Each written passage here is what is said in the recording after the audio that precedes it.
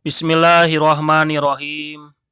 Assalamualaikum warahmatullahi wabarakatuh. Alhamdulillahi rabbil alamin. Rabbi sohli sodli wa yassirli amri lalu uqdatan min lisani yafqahu qawli. Rabbi zidni ilman warzuqni fahman birahmatika ya arhamar rahimin. Amalan-amalan yang bermanfaat bagi yang sudah meninggal dunia atau mayit. Inilah amalan-amalan yang bermanfaat untuk yang sudah meninggal dunia. 1. Doa kaum muslimin bagi si mayit. Setiap doa kaum muslimin bagi setiap muslim akan bermanfaat bagi si mayit. Dalilnya adalah firman Allah Subhanahu wa taala di dalam Quran surat Al-Hasyr ayat ke-10. A'udzu billahi minasyaitonir rajim. Bismillahirrahmanirrahim. Walladzina ja'u min ba'dihim yaquluna rabbana ighfir lana wa li ihwanina alladzina sabaquna bil iman. Wala taj'al fi qulubina ghilal ladzina amanu rabbana innaka raufur rahim. Dan orang-orang yang datang sesudah mereka, muhajirin dan ansor, mereka berdoa, ya Rabb kami, beri ampunlah kami dan saudara-saudara kami yang telah beriman lebih dahulu dari kami. Dan janganlah engkau membiarkan kedengkian dalam hati kami terhadap orang-orang yang beriman. Ya Tuhan kami, sesungguhnya engkau maha penyantun, lagi maha penyayang. Terjemahan Quran Surat Al-Hasyr ayat ke-10. Ayat ini menunjukkan bahwa di antara bentuk kemanfaatan yang dapat diberikan oleh orang yang masih hidup kepada orang yang sudah meninggal dunia adalah doa. Karena ayat ini mencakup umum, yaitu orang yang masih hidup ataupun yang sudah meninggal dunia.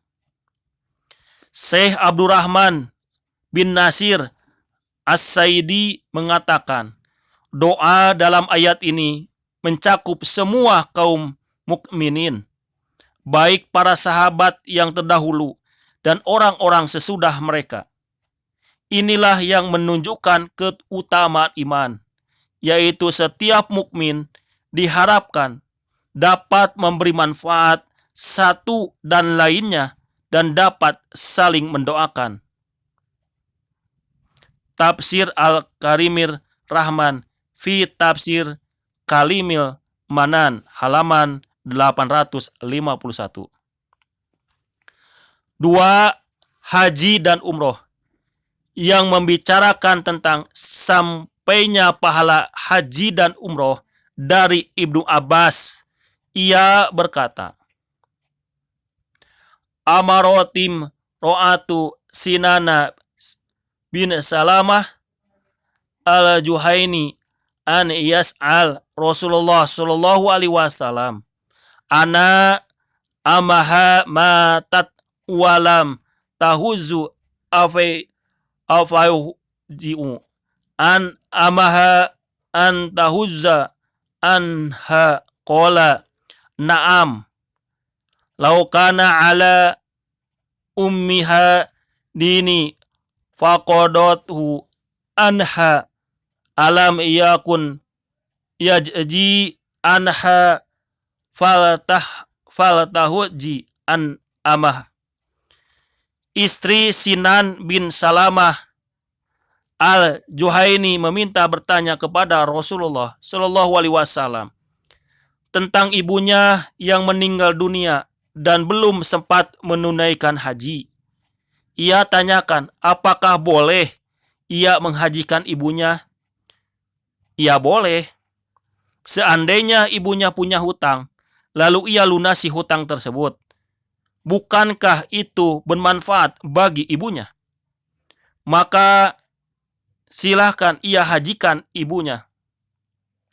Jawab Nabi Shallallahu Alaihi Wasallam.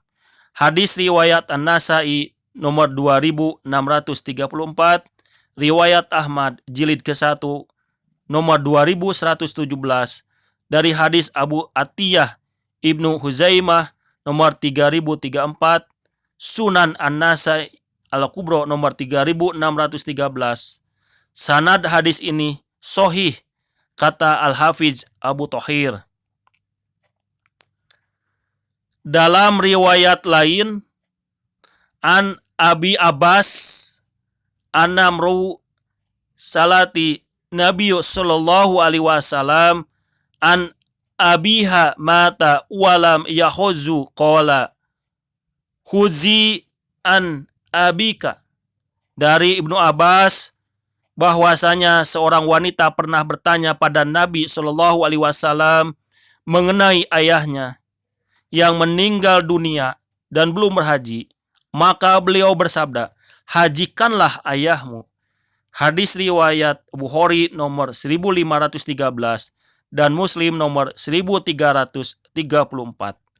Lafadznya adalah dari An-Nasai dalam sunannya nomor 2635. 3. Melunasi hutang yang sudah meninggal dunia. Dari Abu Hurairah, Rasulullah Shallallahu Alaihi Wasallam didatangkan seorang mayit yang masih memiliki hutang.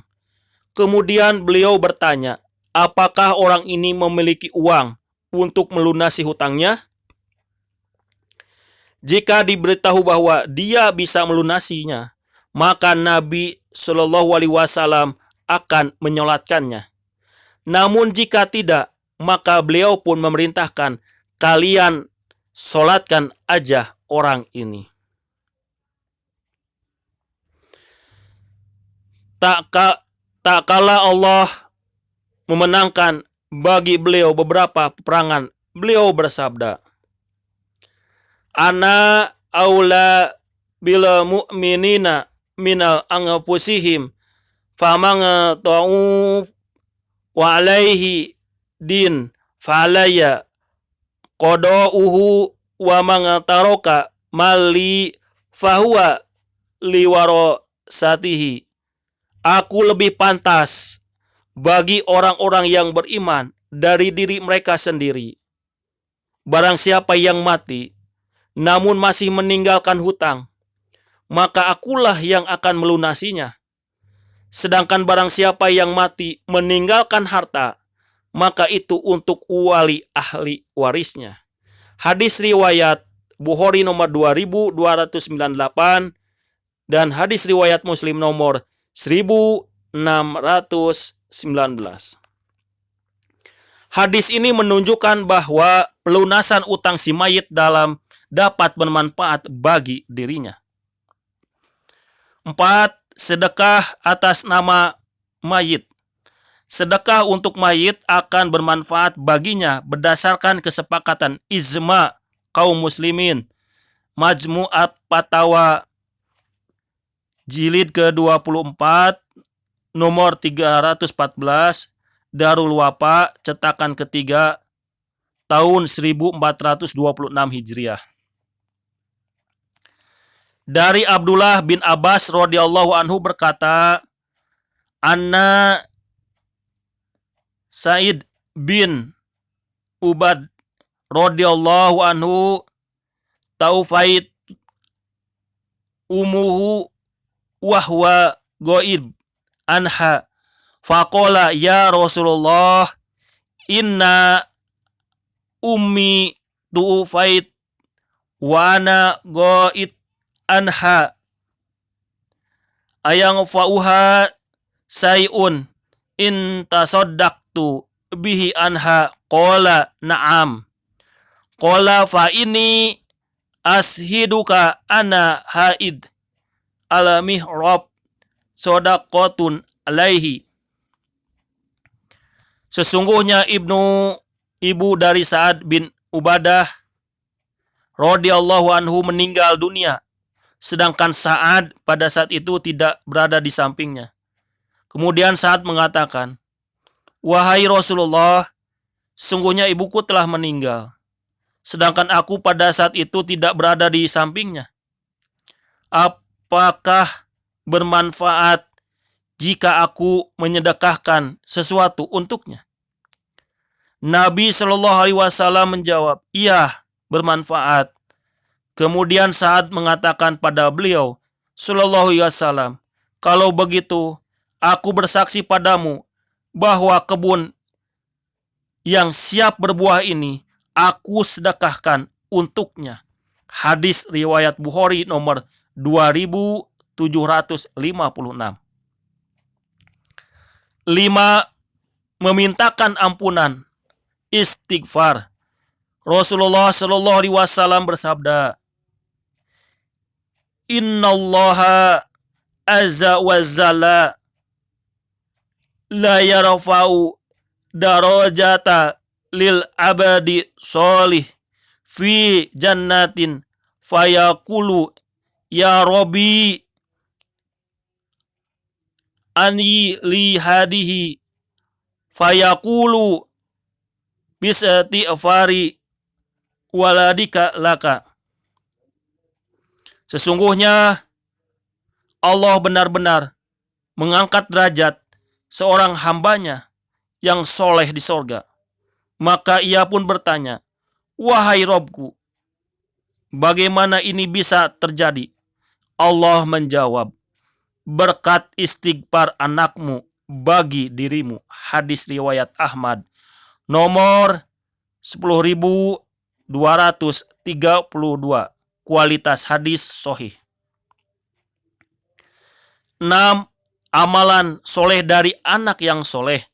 Allah Ta'ala berfirman, A'udzubillahi minasyaitonirrajim. Bismillahirrahmanirrahim. Wa an laisa li'insanil ila ma sa'a. Dan bahwasanya seorang manusia tidak memperoleh selain apa yang telah diusahakannya. Quran Surat An-Najm ayat ke-39. Di antara yang diusahakan oleh manusia adalah anak yang soleh. Nabi Shallallahu Alaihi Wasallam bersabda, Inna min atyabi ma akala rojulu min kasabihi wa waladahu min kasabihi. Sesungguhnya yang paling baik dari makanan seseorang adalah hasil jerih payahnya sendiri. Dan anak merupakan hasil jerih payah orang tua. Hadis riwayat Abu Daud nomor 3528